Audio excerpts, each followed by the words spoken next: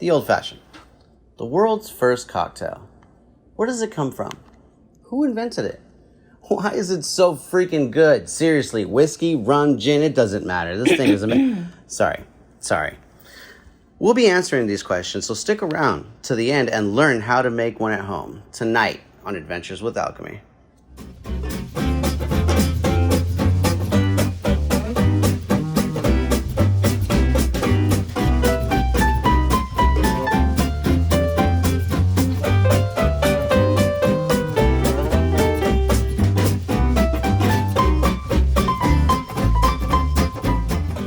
So before we begin, we have to keep in mind one thing when it comes to bar history.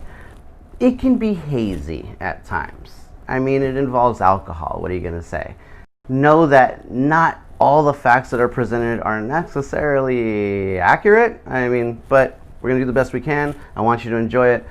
Please do. The other thing I want you to keep in mind is that I'm going to run you through this at kind of a fast pace. I'm just trying to make this quick and simple and get to the point so that we can enjoy a good drink, right? That's what this is about, is having fun and ultimately maybe learning a little bit in between. Okay, so let's get started. So in the 1600s, the English East India Company gives the world punch. Punch comes from the Hindu word panch, and panch implies 5 elements. Now those 5 elements, when it comes to the cocktails, what we're talking about is sweet, sour, alcohol, water, and spice. Okay, so now we know that, let's move on. Through merchants, sailors, and the upper class, punch made its way to the colonies, where it eventually became sling. Sling is only 3 ingredients versus 5, so it was easier to partake, easier to get, easier all around, cheaper, you name it.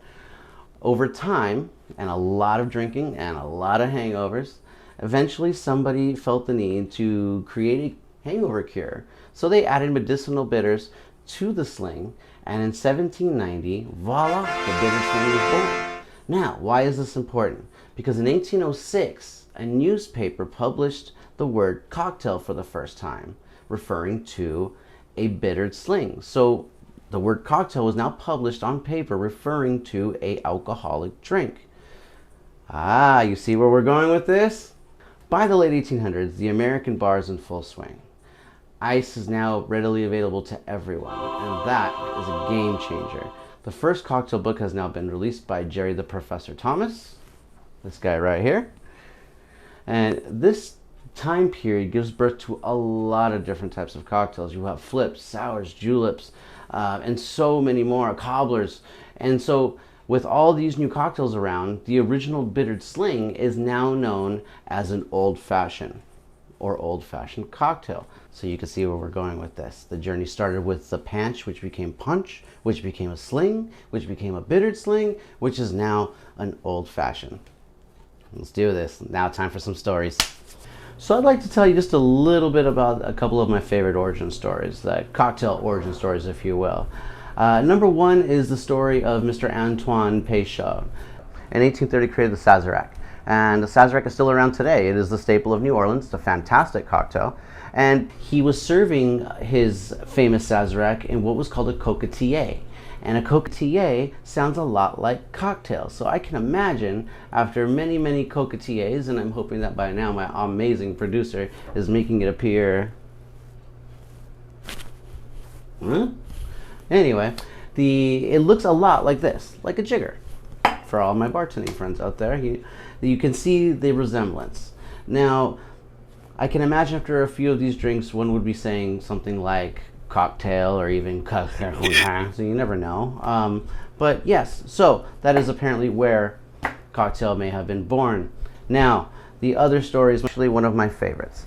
And Mr. David Wondrich is actually where I learned this from, and he says that it's probably the most likely origin story of the word cocktails. Now, Mr. David Wondrich has been in this industry a long time, and he has had a huge influence on it, and he continues to have a huge influence on it, and I follow his work quite closely. But that being said, one of his stories that I love is about the cocktail and about the origin story of the cocktail, and that takes us to this story. This story involves a horse trader and a horse buyer, okay? You have the horse trader who's trying to get rid of this horse, and the horse buyer who's trying to buy a horse. Well, he looks at the horse buyer is looking for certain things. One of those things is a cocked tail. It is a tail, bushy, looking good, straight up like this. So the cocktail is a sign of vigor, is a sign of health. I don't know much about horses, but according to Mr. Wondrick, that's what this is. That's what it is. So they would look for this sign. And a shady horse trader who wanted to ensure that his horse, looked good and did all the right things would, take a hot pepper or something of the sort and maybe lift up that tail while he's having breakfast and just kind of, right into the old sun don't shine area. So, with that image, I am going to leave you with our tutorial. Please enjoy. Please don't forget to like and subscribe and leave comments, because I would love to keep bringing you amazing content. You guys help me make this, so let's keep this amazing thing going. Cheers. So we're going to begin by setting up our mise en place. Mise en place means we have everything in its place.